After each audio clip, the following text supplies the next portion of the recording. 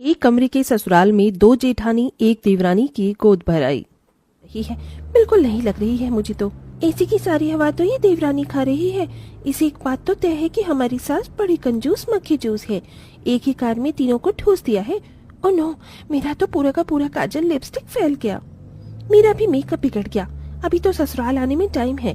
ताशा, मेरे पर्स में मेकअप किट है, चलो टचअप कर लेते हैं। ताशा और डिम्पल कार में ही मेकअप करने लगती हैं। तभी ससुराल आ जाता है, जहां आरती की थाली लेकर सास मेनका खड़ी थी। आओ आओ मेरी प्यारी बहू रानियों, तुम्हारा स्वागत है। मेनका अपनी दो बड़ी बहू की खूब अच्छे से आरती उतारकर उन पर फूल बरसाती है और तीसरी बहू को टेढ़ी नजर से देखकर केवल एक ही बार आरती करती है। मामी जी, हम थक गए, हमारा बेडरूम दिखा दीजिए अब जल्दी से। मैंने तुम दोनों के लिए कमरे में गद्दे बिछा दिया है, आराम कर लो। व्हाट नॉनसेंस, ये हमारा ससुराल है। ये तो दरवाजे से एक नजर देखने में ही खत्म हो गया। ऊपर से दर्जनों लोग बैठे हैं, पैर रखने की भी जगह नहीं। इस एक कमरे में हम कैसे एडजस्ट करेंगे? तुम दोनों चिंता मत करो, ये मुंह दिखाई के बाद चली जाएंगी। ठीक है, कोई नहीं सासू माँ। खैर, ये मम्मी डैडी ने हमें थोड़ा दहेज दिया है, देख लीजिए। वैसे हमारी देवरानी के माता पिता ने कुछ नहीं दिया क्या? अरे वो भिखारी लोग क्या देंगे, ठेंगा दिखा दिया। पहले तो 50,000 देना तय किया था दहेज में, और एकदम से विदाई के टाइम पैरों में पकड़ी रखकर 4 आंसू बहा दिए।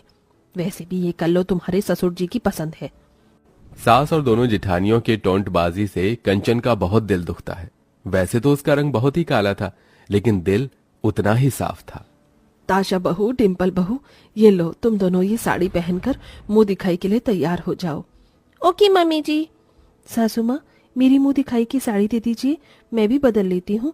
लहंगे में बहुत गर्मी सी लग रही है। ज्यादा गर्मी लग रही है तो जाकर चुल्लू भर पानी में डूब मर। वैसे भी तेरी मुंह दिखाई करवा के मुझे अपनी नाक थोड़ी ना कटवानी है। मुंह दिखाई सिर्फ तेरी दोनों जेठानियों की होगी, क्योंकि वो दोनों दूध जितनी गोरी हैं और तू काली है। अब जाके मेहमानों की खातिर कर और घूंघट में रहना। जी माँ जी। Tasha, I feel so bad. Mummy ji ने हमारी काली देवरानी के मुंह दिखाई के लिए मना कर दिया। कंचन मेहमानों को शरबत बांटती है। वहीं जेठानी की मुंह दिखाई की रस्म होती है। मेहमान अपने अपने घर चले जाते हैं। थैंक गॉड भीड़ कम हुई, अब तो मुझे आराम करना है बस। दोनों जेठानियां दहेज में लाई अपने बेड को कमरे में लगा के फैल कर सो जाती हैं, जबकि सास कंचन को सोने के लिए फटी हुई चटाई देती है। ये ले कंचन बहू, चटाई डालकर सो जा, और इस जगह में मत सोना, यहाँ मैं और तेरे ससुर जी सोते हैं। तू वहाँ दीवार की तरफ सोना। जी माँ जी।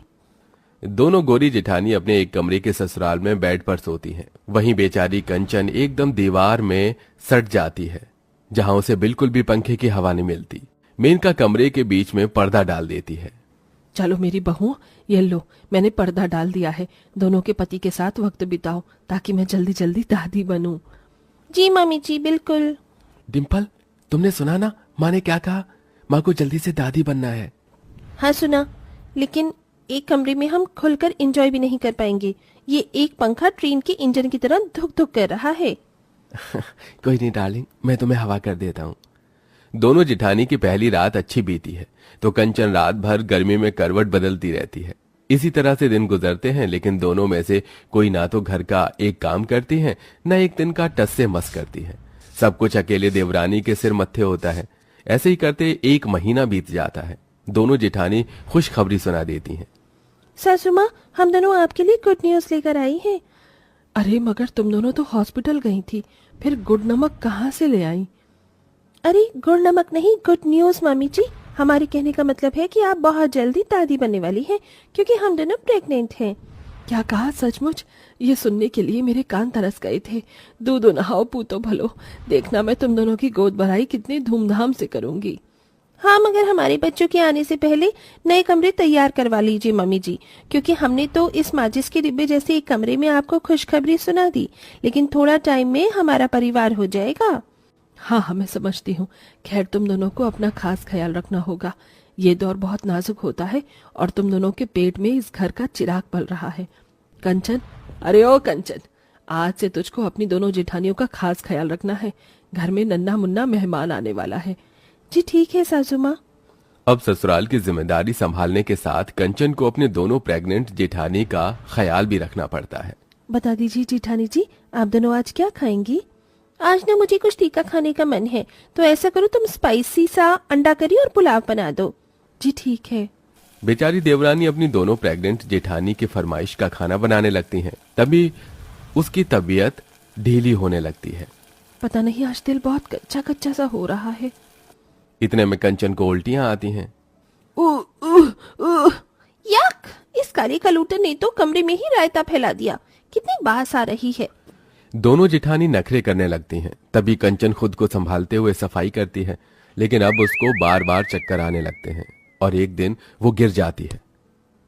कंचन, कंचन तुम ठीक हो? प्रदीप कंचन को डॉक्टर के पास लेके जाता है। मुबारक हो मिस्टर प्रदीप, आपकी पत्नी मां बनने वाली है। ऐसे में थोड़ी वीकनेस आती है, इनका ख्याल रखिएगा और ठंडक में रखिए। जी डॉक्टर। प्रदीप कंचन को लेकर घर आता है, जहां उसकी दोनों जेठानी और सास मुंह फुलाए बैठी होती हैं। हमने खाया पिया है कि नहीं? देवर जी को तो पड़ी ही नहीं। मामी जी, मुझे तो लगता है कि काम से बचने के लिए नाटकबाजी की थी। अरे बहुओं, ये काले लोग दिल के भी काले होते हैं। मुझे लगता है वो तुम दोनों से जलने लगी है।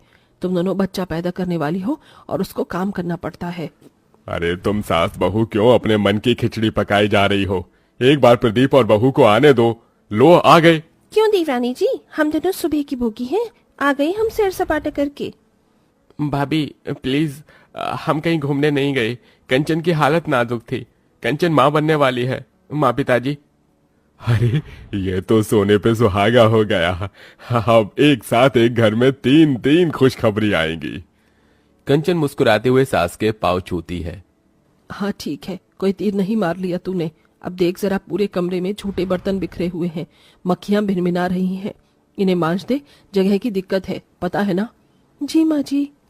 जहां मेनका अपनी दोनों प्रेग्नेंट बहू के प्रति खूब दुलार दिखाती है और लाड़ करती है, वहीं कंचन के काले रंग की वजह से बैर करती है। उसे ऐसी अवस्था में गर्मी में जमीन पर सुलाती है। इसी तरह से महीने गुजरते हैं और गोद भराई की बारी आती है। ताशा बहू, डिम्पल बहू, ये लो तुम्हारी गोद भराई का लहंगा, अच्छे से सजना धजना। अरे ओ सासू माँ, ये लहंगा बहुत औसम है। हाँ मगर तुमसे ज्यादा नहीं। ये लो कर लो। वैसे तो तेरे इस काले रंग पर क्या लाल, क्या गुलाबी, पीला, सब एक बराबर है। तू ये साड़ी डाल लेना। धन्यवाद माँ जी।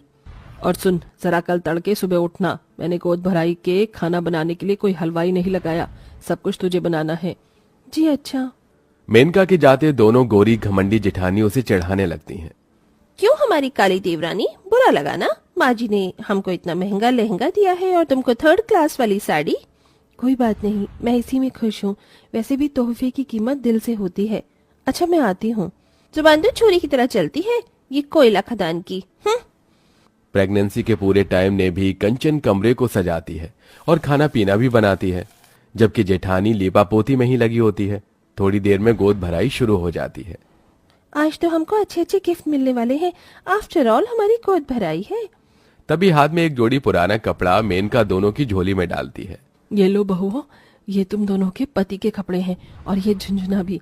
जब मेरे पोते पोती इस दुनिया में आए तो उन्हें देना। सास के दिए तोहफे से दोनों गुस्से में टेढ़ा मुंह बना लेती हैं। इस 10 रुपए की झुंझुने के लिए हम इतना टाइम लगाकर तैयार हुई थी। क्या इस समय एक नया कपड़ा भी नहीं खरीदा गया सासू माँ से हमारे बच्चों के लिए? मेनका अपनी काली बहू को भी वही कपड़े देती है, जिसे वो खुशी खुशी ले लेती है, लेकिन दोनों जेठानी घमंड में उठकर पल्ला झाड़ देती हैं। क्या हुआ बहू, तुम उठ क्यों गई? अभी गोद भराई पूरी नहीं हुई है। हमको गर्मी लग रही है, हमसे नहीं बैठा जाएगा। बस थोड़ी देर की बात है बहू, बैठ जाओ ना। देखो सब तोहफे लेकर आई हैं, मैं समझ सकती हूँ। नो वे मम्मी जी, आप हमारी कंडीशन को नहीं समझ सकती। जिस पर बीती है वही जानता है। एक तो इस छोटे से कमरे में हमारी गोद भराई कर दी, हमें कितनी दिक्कत हो रही है। ऊपर से दर्जन लोगों को बुला लिया और दिया क्या है झुंझुना? हमारे बच्चे यही डिजर्व करते हैं क्या? वी आर लिविंग, अब हम यहाँ नहीं रहेंगे। ये तुम दोनों कैसी बातें कर रही हो? तुमसे भी ज्यादा मैंने मेरे बच्चे के लिए सब्र किया है। उन्हें मुझसे छीनकर मत ले जाओ। मेनका बिलख बिलख कर रोने लगती है, लेकिन दोनों बहुओं का पत्थर दिल नहीं पिघलता। जेठानी जी, आपने हमेशा मेरे संग में बदसलूकी की, लेकिन आज आप उस माँ को रुला रही हैं जिसे अपना बेटा आपको दिया है। माँ जी ने अपनी जान न्योछावर की है आप पर, उसका तो मान सम्मान कीजिए। बहुत किस्मत वाले बच्चों को दादी का आशीर्वाद मिलता है और प्यार भरा ससुराल भी। भगवान ने जितना दिया है उसे धन्यवाद कहिए, खुशी ढूंढने से मिलती है। यह सुनकर दोनों को अपनी गलती का एहसास होता है। आई एम सॉरी माँ, कान पकड़कर सॉरी, हम कहीं नहीं जाएंगी, यहीं रहेंगे। आंसू पोंछ लीजिए प्लीज। आज तूने अपने इस पत्थर दिल सास को पिघला दिया बहू। इन दोनों के साथ तू भी तो ममता के दहलीज पर बैठी थी, मगर मैंने तुझे बस ताने दिए। तू मेरे घर की लक्ष्मी है जिसने आज इस परिवार को टूटने से बचाया है। आखिर में मेनका कंचन को स्वीकार कर लेती है और एक ही कमरे में तीनों की गोद भराई करवाती है।